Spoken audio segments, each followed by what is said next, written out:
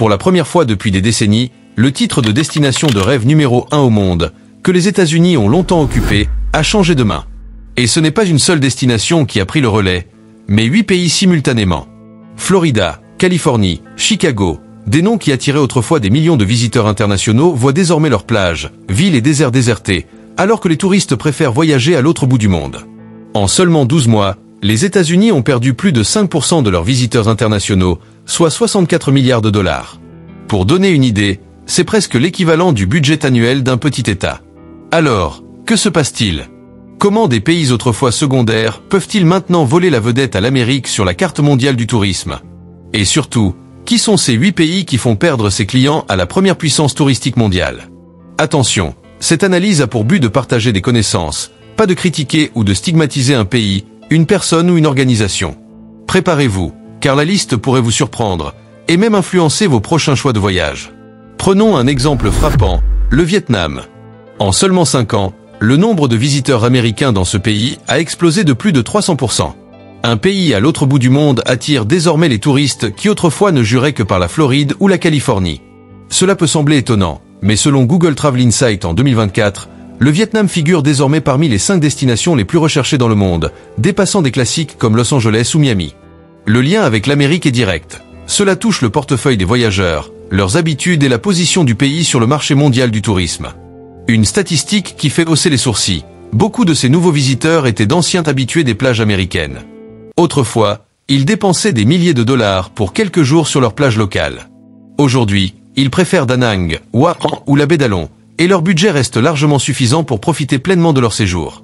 Pour visualiser l'écart, prenons un exemple concret. 2 nuits dans un hôtel 3 étoiles à Manhattan coûtent environ 800 $. Pour le même montant, vous pouvez passer jusqu'à 10 nuits dans un hôtel 4 étoiles au bord de la mer au Vietnam, petit déjeuner buffet et spa de base inclus. Et ce n'est qu'en hébergement. Côté repas, un dîner de fruits de mer pour 4 personnes à Da Nang, avec homard et vin, revient à moins de 60 $. En Californie, cette somme ne suffirait probablement que pour 2 steaks, sans compter le pourboire. Mais le prix n'est pas la seule raison qui attire les Américains. C'est surtout le sentiment d'être accueilli comme un véritable invité. Là-bas, on vous sert avec le sourire, pas à la va-vite. Vous pouvez rester 3 heures à siroter un café sans que personne ne vous presse de commander autre chose. De nombreux touristes américains plus âgés racontent avoir retrouvé au Vietnam une version de l'Amérique d'autrefois. Des voisins qui se saluent le matin, des marchés vivants et colorés, loin des centres commerciaux froids et impersonnels. Autrefois, le Vietnam était considéré comme un voyage de luxe, notamment à cause du vol quasi quotidien nécessaire pour y arriver. Aujourd'hui, les vols directs, les tarifs compétitifs et même les circuits intelligemment organisés rendent le voyage plus simple et moins stressant. Certaines excursions premium de 10 jours sont même moins chères qu'un simple week-end aux États-Unis. Alors la question se pose. Si un pays à l'autre bout du monde offre une expérience plus riche à moindre coût, les Américains ont-ils encore une raison de rester dans leur pays quand il s'agit de se détendre, explorer et profiter ? Si vous êtes déjà allé au Vietnam, partagez votre expérience dans les commentaires. Et selon vous, que pourrait apprendre l'Amérique de ce nouvel astre du tourisme asiatique ? Ne détournez pas les yeux, car la prochaine étape de ce voyage nous mène en Europe, dans un pays qui intrigue de plus en plus les voyageurs américains. Une question se pose. La Californie serait-elle en train de perdre son titre de paradis balnéaire ? Si pour vous le summum des vacances en bord de mer se résume aux vagues de Malibu, au soleil éclatant de San Diego et à un cocktail à 15 $ siroté sur le sable blanc, c'est sans doute que vous n'avez jamais posé les pieds à Dubrovnik. Car un changement silencieux est en train de s'opérer. Des milliers d'Américains, presque sans qu'on s'en rende compte, raient Los Angeles ou San Diego de leur carnet de route pour filer vers la côte adriatique. La Croatie, autrefois absente des radars touristiques, revient en force. Depuis la pandémie, le nombre de visiteurs américains y a bondi de plus de 250%. Et ce n'est pas un hasard. La cité médiévale de Dubrovnik est si envoûtante que beaucoup en oublient l'existence même de Malibu. Et au-delà du décor, ce sont aussi les prix qui frappent les esprits. Un kayak à la journée à San Diego ? Environ 120 $. Le même service en Croatie ? À peine 40 $. Et en prime, la vue sur des baies turquoises, des falaises abruptes et des remparts vieux de plusieurs siècles. Ici, on ne se contente pas de payer moins cher, on en reçoit bien davantage. Beauté, authenticité européenne et sérénité. La différence ne s'arrête pas au porte-monnaie.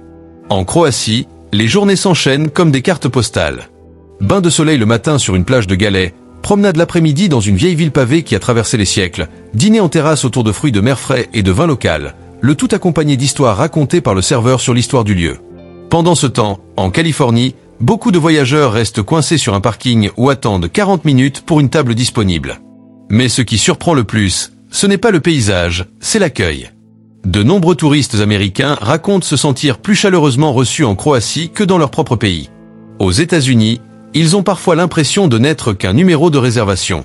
En Croatie, ils sont de véritables invités. Paradoxal mais révélateur. Il faut parfois traverser l'océan pour se sentir accueilli avec le sourire d'un hôte.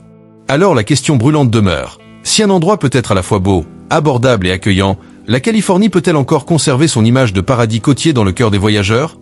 Et vous, avez-vous déjà visité la Croatie? En avez-vous envie? Dites-le en commentaire. Selon vous, que devrait changer l'Amérique pour ne pas se faire dépasser sur son propre terrain? Mais restons attentifs, car la prochaine destination n'est pas de l'autre côté de l'Atlantique, mais juste à côté des États-Unis. Et elle attire tant de voyageurs que certains États commencent à s'en inquiéter.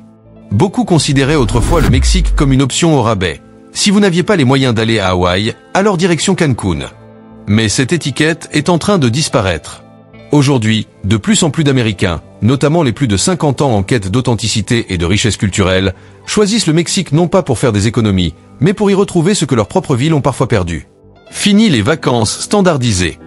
Au Mexique, le voyage devient une expérience personnelle.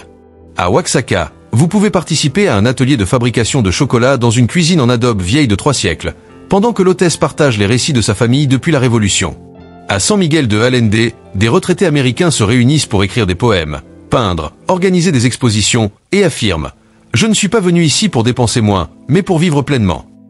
Et pendant ce temps, aux États-Unis, beaucoup paient près de 3 000 $ de loyer par mois dans un appartement où les voisins ne se disent même pas bonjour, tout en voyant leur facture téléphonique grimper sans logique. Au Mexique, les prix ne sont pas seulement bas, ils sont agréables et remplis d'âme. Un dîner raffiné en 3 services à Mexico? 25 $. Un Airbnb avec balcon et vue sur les montagnes à 2 pas de la place centrale? Moins de 80 $ la nuit. Une heure de massage professionnel avec une douce musique en arrière-plan? À peine 15 $. Mais au fond, l'argent n'est qu'une partie de l'histoire. Ce que beaucoup soulignent, c'est la tranquillité retrouvée. Pas de course contre le temps, pas de pression constante. Seulement des sourires, des musiques de rue et une légèreté qui rend la vie plus douce. Cela peut sembler anecdotique, mais pour de nombreux visiteurs, c'est une réalité qui change tout. Alors, si vous aviez le choix entre un lieu accueillant, beau, abordable et chargé d'authenticité, et un autre plus cher, stressant et impersonnel, lequel retiendriez-vous? Si vous avez déjà voyagé au Mexique, racontez en commentaire le moment où vous vous êtes senti à votre place. À vos yeux, le Mexique est-il en train de devenir le véritable rêve américain, ou n'est-ce qu'une tendance passagère? Et ce n'est pas fini. Car le prochain arrêt n'est pas un pays en particulier, mais une véritable tendance qui oblige le tourisme américain à se transformer pour ne pas être distancé. Oubliez les copies miniatures de Paris ou les imitations de Venise. En arrivant au Maroc, on ne trouve pas des décors de substitution. On découvre une autre manière de vivre. Ici, tout semble ralentir, devenir plus profond et plus vrai. Bien sûr, on pense immédiatement aux souks colorés, aux dromadaires et au thé à la menthe, mais la réalité va bien au-delà. De plus en plus de voyageurs américains, après avoir parcouru l'Europe et profité de la Méditerranée, viennent chercher au Maroc une expérience qui bouscule leur vision du voyage. Selon les données de Forward Keys, le nombre de visiteurs américains a bondi de plus de 260% en 2024 par rapport à l'avant-pandémie. Et la raison principale n'est pas tant le coût que la sensation de franchir un seuil vers un autre monde. Ici, le temps se rétrécit comme dans un conte, et les rencontres semblent plus authentiques que n'importe quelle carte postale touristique. Mais alors, qu'est-ce qui fait du Maroc une telle attraction? Netflix et les vlogs de voyage sur YouTube n'en finissent plus de montrer des images du marché nocturne de Marrakech, des dunes infinies du Sahara et des merveilles de l'architecture islamique.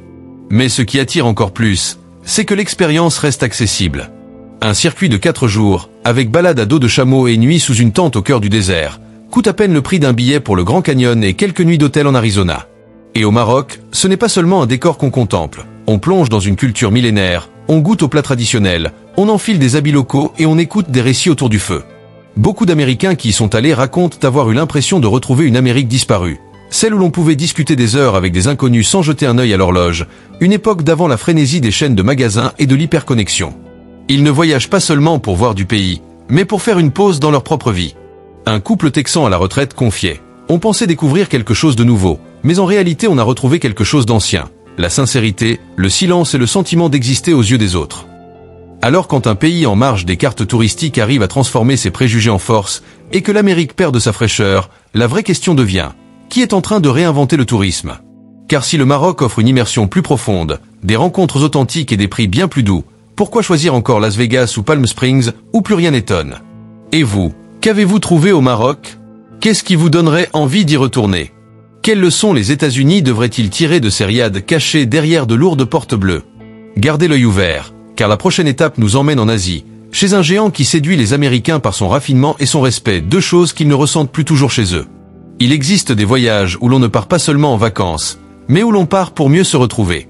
Pour de nombreux Américains, surtout les plus âgés, le Japon est devenu cette destination. Et ce qui attire, ce n'est pas la grandeur ni le luxe, mais une délicatesse unique dans la manière de traiter les gens. Pendant la saison des cerisiers en 2024, les vols entre les États-Unis et Tokyo étaient complets 6 mois à l'avance. Les circuits haut de gamme comme les séjours en autonomie affichaient complets, alors qu'aux États-Unis, les hôtels des grandes villes peinaient à se remplir en haute saison. La différence? Le souci du détail et le respect. Un simple retard de 30 secondes, et le personnel d'une gare s'incline devant les passagers. Dans un bar à sushi, chaque morceau de poisson est préparé avec le soin d'un artisan. Cette attention donne aux visiteurs le sentiment d'être considérés. Et à cela s'ajoute un sentiment de sécurité rare. Beaucoup d'Américains racontent avoir oublié leur portefeuille et l'avoir retrouvé intact quelques heures plus tard. Le Japon, c'est aussi l'intensité culturelle. Une balade matinale dans les ruelles pavées de Kyoto, une immersion le soir dans les marchés animés d'Osaka, puis un bain thermal au pied d'une montagne enneigée où la chaleur apaise toutes les tensions. Pour ceux qui ont déjà exploré le monde, le Japon se distingue par cette sensation d'être reçu comme un invité d'honneur. Une sensation que certains disent avoir perdue dans leur propre pays, où les services deviennent de plus en plus industriels et les gens pressés. Et tout cela pour un prix qui surprend. Un circuit de 7 jours, incluant hôtel, train à grande vitesse et visite, revient parfois moins cher qu'une semaine de vacances à New York ou San Francisco. Et ici, la ponctualité fait partie de la culture. Fini le stress des retards et des plannings brouillons. Alors la question se pose. Les États-Unis perdent-ils leur atout, non seulement en termes de paysage, mais surtout dans ces détails qui font qu'un voyageur se sent respecté? Avez-vous déjà mis les pieds au Japon? Qu'est-ce qui vous a le plus marqué? Et surtout, ne décrochez pas. Notre prochaine escale nous emmène en Méditerranée, dans un pays où l'histoire et le soleil éclipsent les parcs d'attractions les plus chers d'Amérique. Si le Japon séduit par sa finesse et sa discipline, la Grèce, elle, envoûte les voyageurs par son soleil doré, sa mer d'un bleu profond et ses millénaires d'histoire. De plus en plus d'Américains préfèrent troquer leurs vacances en Floride ou en Californie pour embarquer vers Santorin ou Athènes. En 2024, la fréquentation touristique de la Grèce a bondi de près de 20%, avec les Américains parmi les plus nombreux à y retourner. Dans le port d'Athènes, les navires de croisière débordent de voyageurs anglophones. Mais ce sont surtout des accents venus de New York, du Texas ou de l'Illinois. Pourquoi un tel engouement? D'abord, un climat étonnamment doux, même en plein été. La brise méditerranéenne rafraîchit l'air, loin de la lourdeur étouffante de nombreuses côtes américaines. Mais ce qui retient vraiment, c'est ce patrimoine vivant.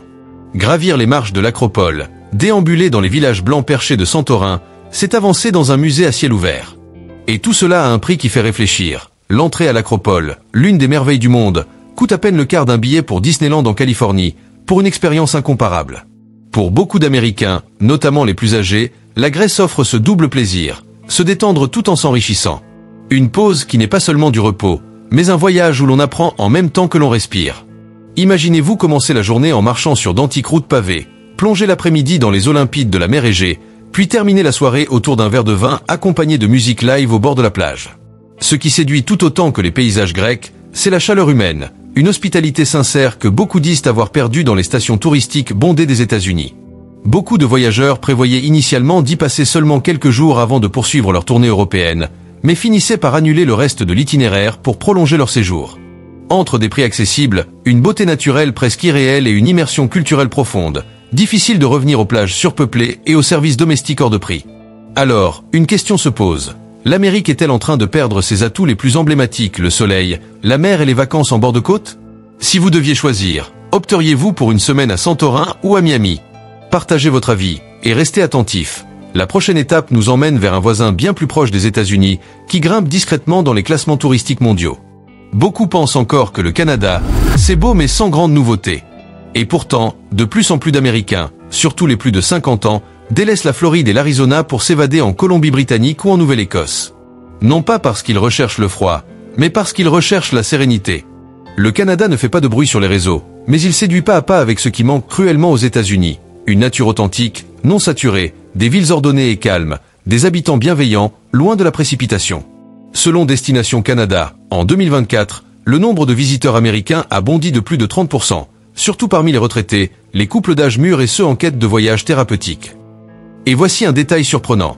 Alors que les billets d'avion internes aux États-Unis explosent, voler vers Vancouver ou Montréal revient parfois moins cher qu'un trajet vers New York ou Miami. Sans parler de l'expérience. Même si le coût de la vie n'est pas radicalement inférieur, l'ambiance change tout. Ici, pas de pourboire excessif pour un service banal, pas de pression pour libérer une table, pas ce sentiment d'être pressuré à chaque instant. Beaucoup disent se sentir davantage respectés, même en flânant simplement dans une petite librairie d'occasion à Toronto. Des voyageurs américains confient qu'au Canada, ils n'ont pas l'impression d'être étrangers. Pas de contrôle intrusif, pas de vendeurs insistants, pas cette spirale de consommation forcée. On voyage, mais on respire encore. Une touriste âgée racontait « Je pensais que le Canada, c'était juste l'Amérique en plus froid. Mais en réalité, c'est comme une version oubliée de notre pays, propre, paisible et sans cette course permanente contre le temps. » Alors, si un lieu proche, sûr, accueillant, avec des paysages naturels spectaculaires, est à seulement quelques heures d'avion, pourquoi continuer à s'entasser sur des plages saturées ou dans des villes américaines hors de prix? Et vous, avez-vous déjà exploré le Canada? Qu'est-ce qui vous a le plus marqué? Si vous avez aimé la nature américaine mais que vous la trouvez vidée de son âme, tentez l'expérience canadienne. Vous pourriez y retrouver une Amérique différente. Mais restez avec nous, car la dernière étape de ce voyage nous emmène vers une contrée qui a troqué sable et soleil contre un symbole mondial de luxe et qui vient même de dépasser New York en revenus touristiques. Si le Canada charme par son calme et son authenticité, les Émirats Arabes Unis, en particulier Dubaï et Abu Dhabi, attirent les Américains par leur faste démesuré et leurs ambitions sans limite. Il y a quelques décennies encore, ce n'était qu'un désert aride. Aujourd'hui, ce sont des gratte-ciel futuristes, des centres commerciaux gigantesques, des îles artificielles en forme de palmiers et des hôtels recouverts d'or. En 2023, Dubaï a officiellement dépassé New York en recettes touristiques, avec plus de 29 milliards de dollars. Et les visiteurs américains y contribuent largement pas seulement pour affaires, mais aussi pour des vacances familiales, des lunes de miel ou des escapades shopping. Le secret de cette ascension fulgurante? Un mélange savamment orchestré de luxe absolu, d'infrastructures ultramodernes et de campagnes de promotion mondiale audacieuse. Ici, vous pouvez dîner dans un restaurant sous-marin, dormir dans un hôtel 7 étoiles ou survoler la ville en hélicoptère avec une vue imprenable sur ses icônes architecturales. L'aéroport de Dubaï figure régulièrement parmi les meilleurs au monde, avec des liaisons rapides vers les grandes villes américaines, rendant le voyage plus accessible que jamais. Et l'image de Dubaï, omniprésente sur les réseaux sociaux, dans les événements sportifs et les programmes télévisés américains, ancre l'idée d'une destination moderne et opulente. Mais ce qui frappe le plus de nombreux visiteurs, c'est ce sentiment d'être traité comme un invité d'honneur. Tout est rapide, confortable, pensé pour la satisfaction maximale. Certains y voient même une ironie. Devoir traverser 12 heures de vol jusqu'au Moyen-Orient pour retrouver une hospitalité que l'Amérique elle-même a peu à peu perdue. Et malgré sa réputation de destination luxueuse, l'UAE attire aussi la classe moyenne avec des séjours d'une semaine à Dubaï, vol et hôtel 4 étoiles compris, parfois moins cher qu'une semaine à Las Vegas. Alors, la question finale reste entière. Si un pays qui n'était que sable et pétrole a su se transformer en icône touristique mondiale, comment l'Amérique, avec son histoire et ses ressources immenses, compte-t-elle réaffirmer sa place? En regardant en arrière, après ce voyage à travers 8 pays, des plages croates baignées de soleil, à la richesse millénaire du Maroc, jusqu'au luxe étincelant des Émirats Arabes Unis, une chose devient évidente. La carte mondiale du tourisme est en train de changer. Bien sûr, l'Amérique reste une destination qui fait rêver. Mais elle n'est plus automatiquement le premier choix. Et cela ne s'explique pas uniquement par les prix ou la complexité des démarches. Non, la vraie différence se joue aussi sur la manière dont chaque pays accueille ses visiteurs, sur la façon dont il leur fait sentir qu'ils comptent, qu'ils sont appréciés et que l'argent qu'ils dépensent en vaut la peine. Alors, une question s'impose. Est-ce seulement une phase transitoire liée à l'après-pandémie? Ou bien assistons-nous aux prémices d'une nouvelle ère, où les États-Unis devront se battre plus ardemment pour conserver leur place sur la scène mondiale du voyage? La réponse, sans doute, dépendra de la manière dont les choses évoluent dès aujourd'hui. Si cette vidéo vous a été utile, n'hésitez pas à mettre un like, à la partager et à vous abonner pour ne rien manquer des prochaines analyses sur l'économie, le voyage et les grandes tendances mondiales. Et surtout, dites-moi en commentaire, selon vous, que devrait faire l'Amérique pour retrouver tout son éclat sur la carte touristique internationale? Votre avis m'intéresse vraiment. Cette vidéo s'appuie sur des sources publiques, des rapports internationaux sur le tourisme et des analyses de tendances. Son objectif est d'offrir une vision large et diversifiée, et non de critiquer ou de viser un pays, une personne ou une organisation en particulier. Les données et commentaires présentés sont uniquement à titre de référence. Libre à chacun de les vérifier et de se faire sa propre opinion avant de tirer des conclusions ou de prendre des décisions.